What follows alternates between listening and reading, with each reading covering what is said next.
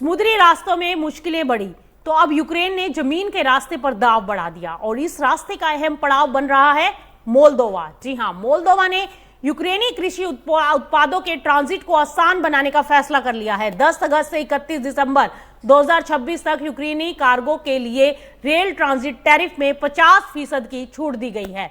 यानी यूक्रेन के लिए मोल्दोवा के रास्ते यूरोपीय बाजारों तक अपना माल पहुंचाना पहले के मुकाबले और सस्ता होगा। अब जरा इसके संभावित पैमाने को समझिए। यूक्रेन इस कॉरिडोर के जरिए करीब 60 लाख टन कार्गो भेजने की योजना बना रहा है। मोल्दोवा का लक्ष्य है इसमें करीब 10% हिस्सा हासिल करना है, यानी करीब 6 लाख टन यूक्रेनी कार्गो मोल्दोवा से गुजर सकते हैं। और यही आंकड़ा इस पूरे फैसले को कमोडिटी मार्केट के लिए महत्वपूर्ण बनाता है। लेकिन यह कहानी में एक दूसरा पहलू भी है।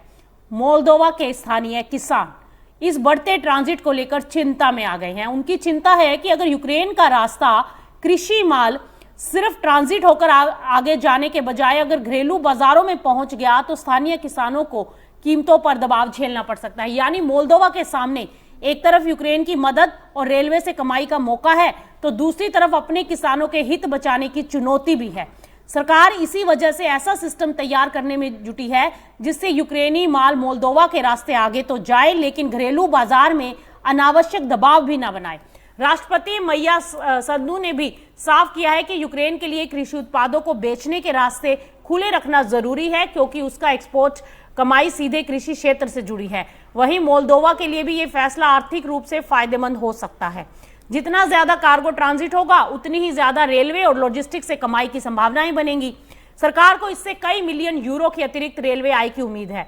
अब कमोडिटी बाजार के नजरिए से सबसे अहम सवाल कि क्या मोल्दोवा वाला ये रूट यूक्रेनी अनाज के लिए सिर्फ एक वैकल्पिक रास्ता रहेगा या आने वाले समय में यूरोप तक सप्लाई का बड़ा कॉरिडोर बन जाएगा।